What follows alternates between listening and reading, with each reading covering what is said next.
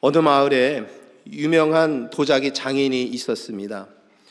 도자기 장인은 아름답고 정교한 도자기를 만드는 것으로 아주 유명한 사람이었습니다. 그런데 여러분, 우리가 알다시피 장인들도 실수할 때가 있지요. 아름답고 멋진 도자기를 만들어내는 것보다 사실은 버려지는 도자기가 훨씬 많다는 것을 우리가 잘 알고 있습니다. 장인의 마음에는 그 깨어진 도자기를 바라보면서 그것도 참으로 귀하다, 저 버려지는 것도 귀하다, 그런 마음을 갖기 시작했습니다. 그래서 그 깨진 도자기 조각을 버리지 않고 하나하나 주워다가 이어서 붙이기 시작을 했습니다. 그러고 보니까 곧 깨진 상태보다 훨씬 아름답고 독특한 도자기가 탄생을 하는 것입니다. 깨어진 도자기가 아주 독특하고 새로운 이어서 붙인 도자기의 형태로 새롭게 만들어진 것입니다. 이 도자기 기법은 킨츠키라는 공법으로 발전이 되게 됩니다. 깨진 부분을 감추는 것이 아니라 오히려 깨진 자리를 더 아름답게 보이도록 만드는 도자기 공법입니다. 그래서 이 도자기는 원래 모습보다 더 빛나고 아름답게 보여지게 된다고 하지요. 처음에는 여러분들이 사진으로 보는 바와 같이 금색으로 만들어서 이렇게 붙였습니다만, 지금은 다양한 재료로 이어 붙이거나 깨진 부분에 빈 공간이 생기면 투명한 재질로 오히려 채워 넣어서 완전히 새로운 형태의 새로운 것, 아름답고 독특하고 그 도자기만 가질 수 있는 형태의 그러한 도자기를 만든다고 합니다. 이것이 킨츠키 공법이라고 합니다. 여러분, 저는 이 이야기에서 하나님께서 우리에게 주신 은혜를 생각해 보게 됩니다. 예수님을 만나기 전 우리는 죄와 상처로 인해서 부서진 삶을 살았지요. 마치 깨어진 도자기 같은 모습을 지니면서 우리는 살았습니다. 그러나 하나님께서는 이 깨어진 도자기 조각을 버리지 않으시고 오히려 더 아름답고 새롭게 만드시는 것처럼, 여러분, 우리들도 하나님의 은혜로 새로운 도자기처럼 새롭게 이렇게 세움을 받았습니다.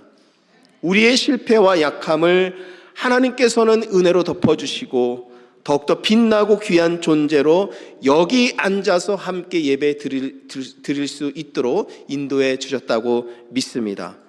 이렇게 하나님은 우리의 모든 상처와 허물까지도 사용하시면서 하나님 당신 자신의 영광을 위해서 사용하시고 하나님의 영광을 드러내시는 분입니다. 여러분, 그러므로 우리는 오늘 이 예배를 드리면서 우리를 새롭게 하신 하나님께 감사하면서 예배 자리에 함께 있어야 될 줄 믿습니다. 오늘 본문은 바벨론 포로로 잡혀간 이스라엘 백성에게 주시는 위로의 말씀입니다. 그리고 회복해 하시겠다라는 하나님의 약속의 말씀이 담겨져 있습니다. 당시 포로로 잡혀간 사람들은 깨어진 사람들이지요. 그들의 죄로 인하여서 하나님께 심판을 받은 사람들입니다. 그런데 에스겔의 말씀을 보면 그곳도 하나님께서 예비하신 곳이라는 점이 오늘 말씀을 통해서 깨닫게 됩니다. 포로로 잡혀간 사람들은 실패한 사람들이지만, 그러나 하나님은 그 실패한 사람들을 통하여서 그들의 인생을 더욱더 빛나고 아름답고 새롭게 인도하시는 분이다 라는 점을 이 말씀을 통해서 알게 됩니다. 기원전 587년에 예루살렘이 무너지죠.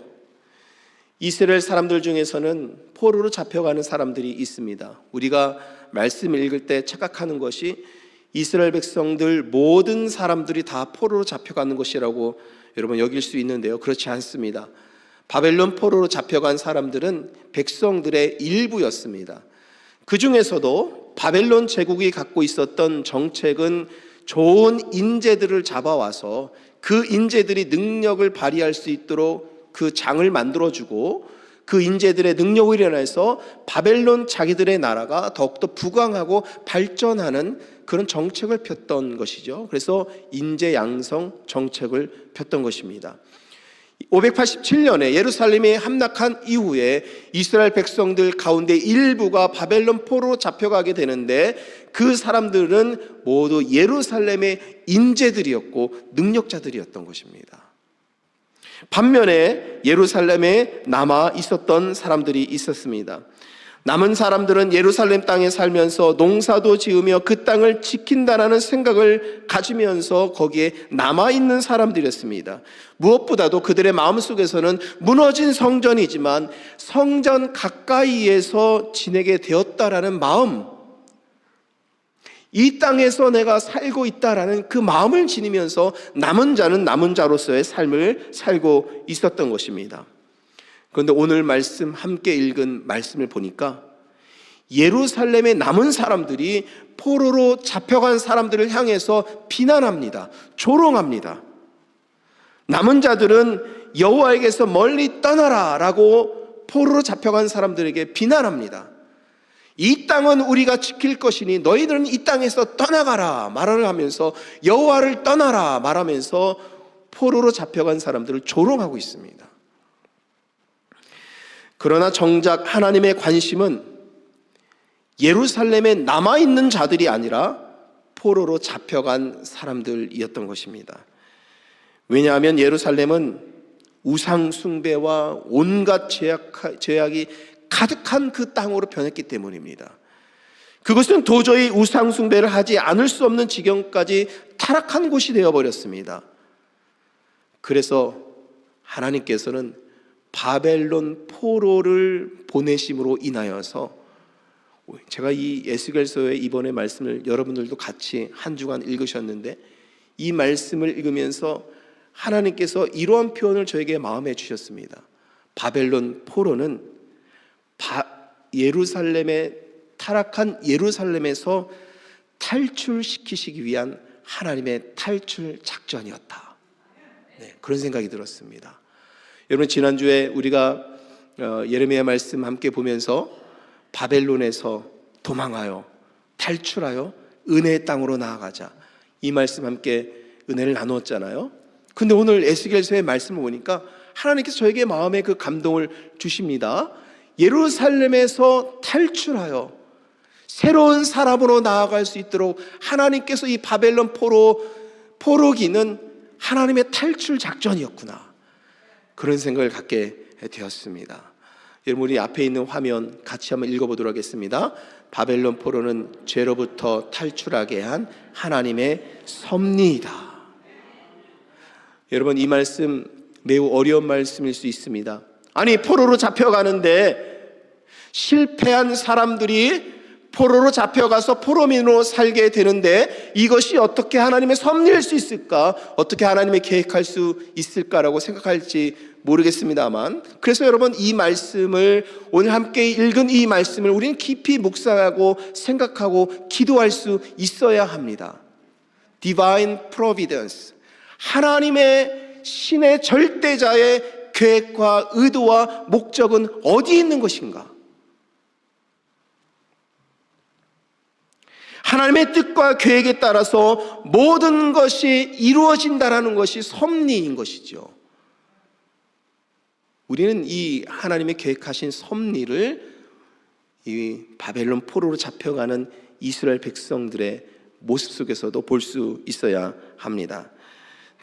얼마 전에 우리가 예레미야도 같이 읽었는데, 예레미야 29장 4절의 말씀에 보면 또 비슷한 표현이 있습니다. 이 말씀도 같이 한번 읽어보겠습니다.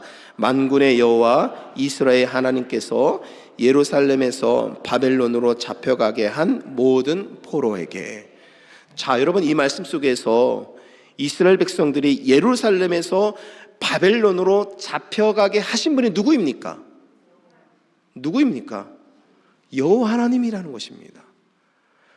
성경 말씀을 읽으면서 어떻게 하나님께서 이 귀하신 뜻들을, 하나님의 섭리를, 하나님의 계획을 이 말씀 속에 담겨 놓았을까 감탄하면서 읽지 않을 수밖에 없었습니다.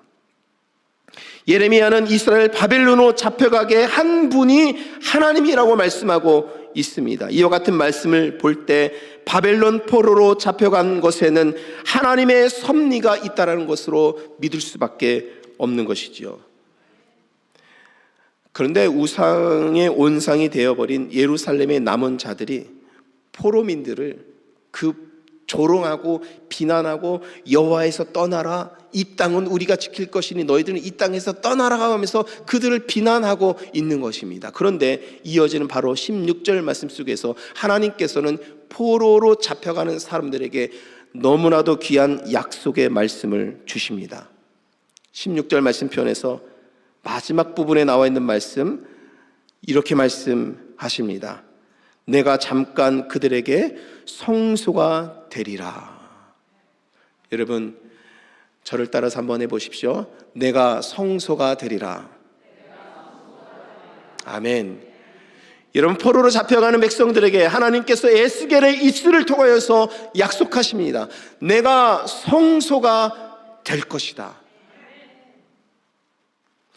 이스라엘 백성들이 출애굽하여서 광야에서 40년 동안 살게 되는데요, 엄청나게 많은 60만 명이 넘는 인원들이 광야에서 행진하면서 살게 되는데, 그들이 살게 될 먹을 것, 천막 같은 거를 짊어지고 또 천막을 쳐야 잠을 잘 수 있고, 그렇게 많은 사람들이 자기의 살림살을 짊어지고 이렇게 짊어지고 가다가 때가 되면은 그것을 내려놓고 천막을 치고 사람들이 살 곳을 마련하고 먹을 것을 만들고 이렇게 해야 되지 않습니까? 그런데 그 천막을 내려놓을 때마다 그렇게 많은 이스라엘 백성들의 한 중앙에는 하나님을 위한 천막을 쳤던 것입니다. 이게 성막이에요. 이스라엘 백성들은 자신들이 다 모여있는 동서남북 이 하나님의 천막을 중심으로 해서 동서남북 다 둘러서 자신들의 천막을 치면서 하나님이 우리들과 함께 하시는구나, 하나님이 우리들의 중심에 함께 하시는구나, 밤이면 불기둥으로 이런 인도하시고 낮이면 구름기둥으로 인도하시면서 불기둥과 구름기둥을 보면서 하나님이 우리와 함께 하시는구나, 이것을 체험하는 것이 성막입니다, 여러분. 그리고 이것이 나중에 이동하지 않는 성전으로, 예루살렘 성전으로 세워진 것이잖아요. 그리고 이 성막이 성소인 겁니다. 우리 하나님께서 바벨론 포로로 잡혀가는 백성들을 향해서 내가 성소가 되겠다라고 말씀하신 것은 무슨 뜻입니까? 바벨론으로 잡혀가도 나의 사랑하는 백성들아, 내가 너희와 함께 할 것이다. 너희들의 삶의 중심에 내가 있을 것이다. 여러분, 이 약속을 하나님께서 포로로 잡혀가는 백성들, 하나님의 섭리로 인하여서 비록 포로로 잡혀가지만 이 잡혀가는 백성들을 향해서 하나님께서 주시는 약속의 말씀이라는 것이죠. 여러분, 예루살렘에 성전이 있다고 해서 그것만 거룩한 것이 아닙니다. 하나님이 성전에 계셔야 예루살렘 성전이 거룩한 것입니다. 여러분, 거룩한 곳은 어떤 곳입니까? 하나님이 계시는 곳입니다. 어떤 곳이든 하나님이 함께 하시면 그곳은 성소가 되는 겁니다. 광야에서 하나님이 함께 하시면 그곳은 성소가 됩니다. 포로민으로 잡혀간 백성들에게 하나님께서 함께 하시면 그곳은 성소가 되는 겁니다. 상처 입은 현장이라도, 눈물을 흘리는 현장이라도 하나님께서 함께 하시면 거룩한 성소가 되는 것입니다. 여러분들이 가정에서 설거지할 때 하나님께서 함께 하신다면 성소가 되는 겁니다. 여러분들이 가족 모임을 가질 때, 식사할 때, 친구를 만날 때, 여행할 때, 운전할 때, 사업체에서, 일터에서 무엇을 하든지 간에 때로는 슬픔과 아픔과 절망과 실패 자리에 떨어져 있을지라도 하나님께서 함께 하신다는 믿음을 가지면 그것은 성소가 됩니다. 우리가 이런 믿음으로 살아가면 여러분, 실패는 결코 실패가 되지 않고 하나님의 은혜의 역사로 이루어질 줄 믿습니다. 여러분, 이 하나님께서 성소가 되어야겠다고 이렇게 말씀하신 이 말씀이 다니엘서의 말씀을 가면 하나님께서 어떻게 이 말씀을 역사하셨는지를 볼 수 있거든요. 다니엘은 세 친구와 함께 포로로 잡혀가게 되죠. 이제 저희가 곧 이제 다니엘서도 읽게 될 겁니다. 그때 여러분들께서 읽으시면서 오늘 설교 말씀 기억하시면서 하나님께서 성소 삼아 주셨을 때 다니엘과 세 친구들을 어떻게 역사하셨는지를 한번 기억하면서 다니엘서를 함께 읽었으면 좋겠습니다. 다니엘과 세 친구가 포로로 잡혀갔을 때 특별히 세 친구들은 오직 여호와 하나님께만 집중하여서 하나님의 이름을 위해서만 살기로 다짐하고 정말로 포로로 잡혀가서 그렇게만 살려고 했으니 사람들에게 모함을 받아서 풀무 속에 던져지게 됩니다. 불 속에 던져졌다라는 겁니다. 근데 여러분, 어떠한 상함도 입지 않았습니다. 다니엘은 포로민으로 살다가 하나님께서 그의 인생을 축복하여 주셔서 바벨론의 총리까지 올라가게 됩니다. 아는 포로민으로 온 사람이 총리까지 올라오니까 바벨론 사람들이 얼마나 배가 아프겠습니까? 그를 모함합니다. 비난합니다. 그래서 다니엘은 사자굴 속에 던져집니다. 그런데 하나님만 믿고 하나님께서 함께 하신다는 믿음으로 살아간 다니엘, 사자굴 속에 던져졌을지라도 하나님께서는 사자의 입을 주관하십니다. 다니엘은 사자굴 속에서도 어떠한 상함을 입지도 않습니다. 여러분, 이것이 하나님께서 성소로 함께 하시는 기적 같은 은혜인 것이죠. 우리가 이와 같은 믿음의 고백, 함께 하신다라는 믿음의 고백으로 여러분들이 살아가시면 여러분들의 가정에서도 무엇을 하든지 간에 그 삶에서 하나님의 역사를 만나는 복된 삶이 될 줄 믿습니다. 여러분 중에 상처 있고 마음 아픈 자들이 있습니까? 오늘 이 말씀 기억하십시오. 내가 성소가 되리라. 그래서 여러분들의 삶의 자리는 실패 자리가 아니라 하나님께서 새롭게 하시는 자리가 될 것을 믿으시길 바랍니다. 하나님은 흩어진 자들을 다시 모아 본래 있었던 땅으로 돌아오게 하시겠다라고 오늘 본문의 말씀 속에서 약속하십니다. 마침내 예루살렘으로 돌아와 땅을 차지하게 될 것이라는 그 약속을 하나님께서 주시는데, 타락의 온상이 된 예루살렘의 남은 자들이 땅을 차지하는 것이 아니라, 즉 예루살렘에 남아있는 사람들, 예루살렘 성전에서 가까이 사는 사람들, 그 땅을 지킨다라고 자부심을 갖고 있었던 사람들, 그 사람들이 새 예루살렘 땅의 주인이 되는 것이 아니라 하나님의 섭리에 따라 70년 포로민으로 살던 자들이 돌아와서 그 땅을 차지하게 될 것이다라고 오늘 말씀하십니다. 그런데 새 예루살렘의 땅을 차지할 사람은 완전히 새로운 존재로 세워지게 될 것이다. 완전히 새로운 사람이 되어서 돌아올 것이다. 새 예루살렘 땅에는 완전히 하나님의 사람이 되어서 우상 숭배했던 마음도 내려놓고 이방의 풍속을 따랐던 습성도 다 내려놓고 오직 하나님의 영광을 위해서 바라볼 수 있는 새로운 사람들이 새 예루살렘으로 오게 될 것이다. 이렇게 말씀하고 계시는 겁니다. 저는 이 말씀을 보면서 하나님께서는 실패자라고 나중에 찍혔던 포로민의 사람들을 이렇게 더욱더 빛나고 아름답게 사용하시는구나. 이런 은혜가 이 말씀에 담겨져 있습니다. 18절의 말씀에 보니까 하나님께서는 예루살렘의 모든 물건과 가져가는 것을 제거하면서 땅이 새로워지기를 하나님께서 말씀하십니다. 여러분, 예루살렘의 남은 자들은 성전터에 우상이 세워지고요, 이방의 풍습을 그대로 지내는 채로 남아 있었습니다. 그들이 예루살렘 땅에 있기 때문에 자신들은 거룩하다고 주장할지 몰라도 우상을 제거하지 않고는 여러분 거룩해지지 않습니다. 이제 포로에서 돌아갈 자들이 첫 번째 해야 할 것은 그 땅에 만연한 우상을 제거하는 것입니다. 이방의 풍습을 내려놓고 없애는 것입니다. 여러분, 이렇게 해야 그 땅이 새로워지고 새로워진 땅에 새 성전이 세워지는 것이지요. 하나님은 이 일을 포로기를 참고 인내한 자들과 일하겠다고 말씀하고 있는 겁니다.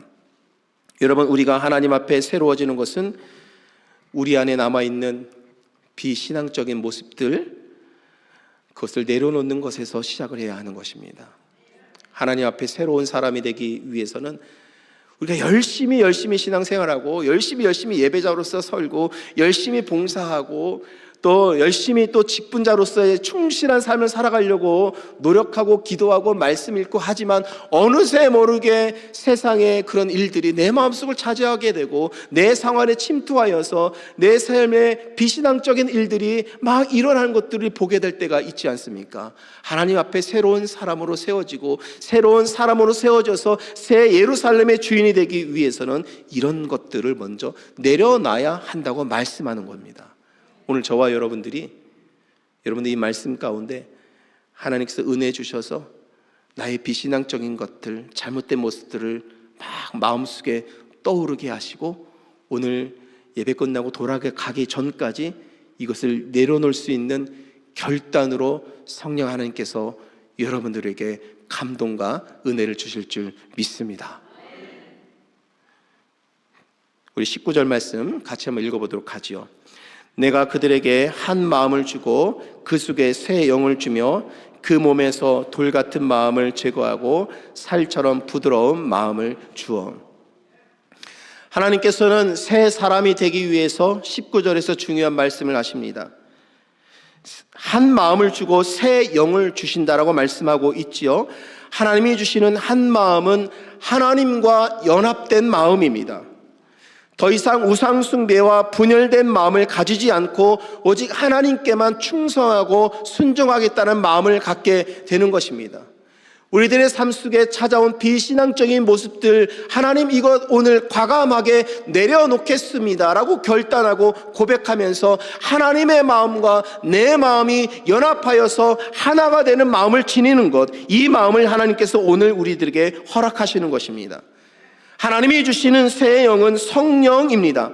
성령을 받은 사람은 born again 한 것처럼 새로워지는 겁니다. 오늘도 새로워지고 내일도 새로워지고 늘 새로워진 모습을 가지고 성령의 감동과 은혜를 가지고 새 영을 받아서 하나님을 향해서 더욱더 가까이 나아갈 수 있는 사람, 이런 사람이 새 영을 받은 사람입니다. 이런 영을 받은 사람이 하나님의 섭리에 순종하고 은혜의 역사를 이뤄가게 되는 것이고 새 예루살렘의 새로운 사람으로서 그 땅으로 들어가게 되는 것이죠. 중요한 것은 이 마음과 영을 주셔서 어떻게 하신다고 했습니까? 말씀을 한번 잘 보시면 돌같이 딱딱한 백성들의 마음을 품고 살처럼 부드러운 마음을 주신다. 여러분, 혹시 여러분들의 마음속에 딱딱한 그 돌 같은 마음을 지니고 있는 분 있습니까? 도대체 여러분들에게 어떤 상처를 주었길래, 도대체 여러분들의 인생에 어떠한 사건과 사고가 있었길래 아직도 그 딱딱한 마음 풀지 못하고 오늘도 와서 예배를 드리면서도 함께 은혜를 간구하면서도 내 마음이 딱딱하여서 하나님을 온전히 바라보지 못하는 그 마음을 지니고 있는 분이 있습니까? 이스라엘 백성들의 마음인 겁니다. 마음이 딱딱하면 여러분, 이것이 풀어지지 않으면 하나님께 온전히 나아갈 수 없어요. 우상 숭배로라고 이방의 풍습들이 그들의 삶 속에 들어오고 이런 풍습들이 그들의 마음 속에 들어오면 하나님을 향해서 무감각해요. 하나님 바라보지 못합니다. 말씀을 들어도 받아도 기도를 해도 찬양해도 마음의 감동과 은혜가 오지 않습니다. 그러나 이러한 딱딱한 마음을 지닌 백성들, 하나님께서는 70년 동안 그 마음을 어루만지면서 풀어주시는 겁니다. 풀어라. 내려놓고 이제는 풀고 그 딱딱한 마음 풀고 내가 살같이 부드러운 마음을 너에게 줄 테니 이 마음으로 하나님 나를 사랑하고 이웃을 사랑하고 하나님의 영광을 위해서 살아라. 여러분, 딱딱한 여러분 마음들 푸시기를 축복합니다. 그래야 우리가 새 사람으로 우리는 세워질 수 있습니다. 하나님께서 이처럼 새 마음과 새 영을 주셔서 우리를 새로운 사람으로 세워주시는데, 그렇게 하시기 위한 하나님의 목적이 무엇인가? 그것은 하나님의 율례와 규례를 따르게 하셔서 그들을 자기의 백성이 되게 하시고, 하나님은 그들의 하나님이 되시기 위함입니다. 여러분, 20절 말씀 한번 같이 읽어보죠. 내 율례를 따르며 내 규례를 지켜 행하게 하리니 그들은 내 백성이 되고 나는 그들의 하나님이 되리라. 여러분, 20절 말씀 많이 읽어보신 말씀이죠. 하나님께서 성경에서 보면 아주 오래전에 약속하신 말씀입니다. 너희들은 내 백성이고 나는 너희들의 하나님이야. 출애굽한 이후에 하나님께서 이스라엘 백성들을 세워놓으시고 시내산에서 하시는 약속에도 담겨져 있지요. 너희들은 이제 내 백성이고 내가 너희들을 내 백성 삼아서 너희들은 거룩한 백성이 되었고 나의 존귀한 사람들이 되었고 나는 너희들의 하나님이 될 것이다. 이 약속에는 위대한 하나님의 돌보심과 함께하심과 은혜가 담겨져 있는 것이지요. 오늘 에스겔서의 말씀 속에서는 하나님께서는 이전에 하셨던 하나님의 약속을 다시 언급하시면서 새 마음과 새 영으로 세워진 나의 사랑하는 백성들이 나의 백성이 될 것이다. 이것을 다시 한번 확인해 주십니다.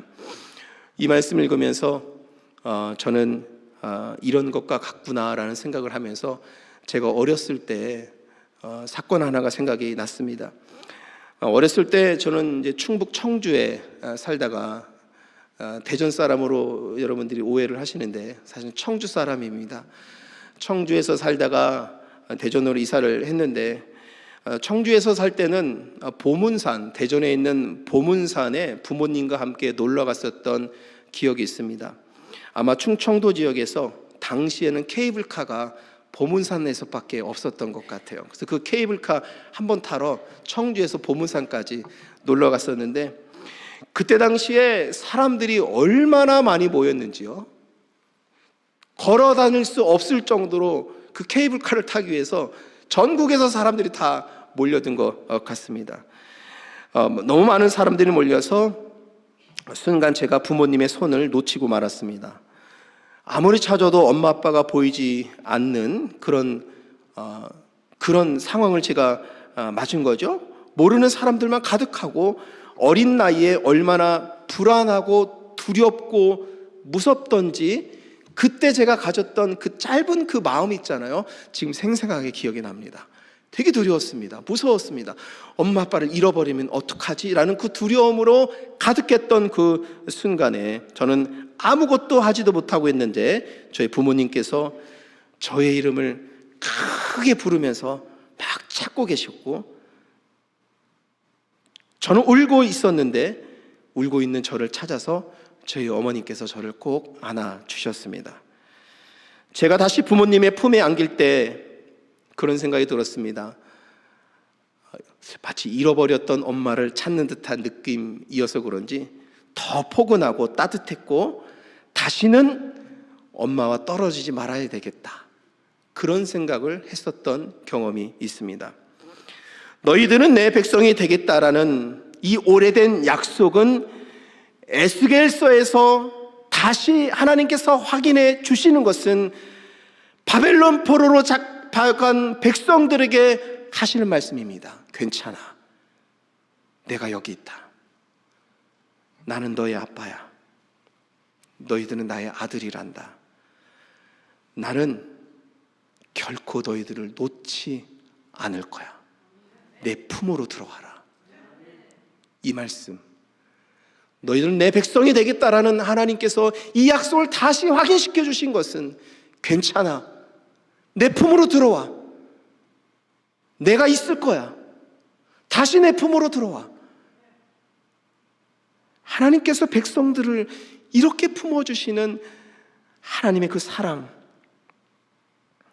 마치 저희 부모님이 저에게 하신 그 말씀과 같은 그 말씀으로 품어주시는 그 말씀이라는 것을 알게 되었습니다. 하나님은 이렇게 포로민들을 놓지 않으시고 더 따뜻한 품으로 안으신 것입니다. 이 품에 안긴 백성들은 다시 떨어지지 말아야지 이렇게 다짐하게 될 것인데, 이렇게 다짐하는 것이 새 사람으로 세워주시는 하나님의 은혜입니다. 사랑하는 성도 여러분, 우리는 깨어지고 상처받고 실망하고 실수하며 아파하고 넘어질 수 있습니다. 그러나 생각해 보니 그것조차도 하나님은 선하게 역사하십니다. 우리를 새롭게 하시려는 하나님의 은혜가 여러분들의 상처 안에 담겨져 있는 겁니다. 우리가 이 말씀을 마음으로 받아서 나아갈 때 우리를 더욱더 빛나고 아름다운 존재로 세워주셔서 새 예루살렘에 서게 되는 은혜를 우리에게 주실 줄 믿습니다. 오늘 여러분 이 말씀 마음에 품고 한 주간 살아가실 텐데, 한 주간 살아가실 때에 하나님께서 나를 다시 품어주셔서 은혜의 삶으로 세워주신 이것을 기억하셔서 한 주간 승리하시는 복된 삶이 되시기를 우리 주님의 이름으로 간절히 축원합니다.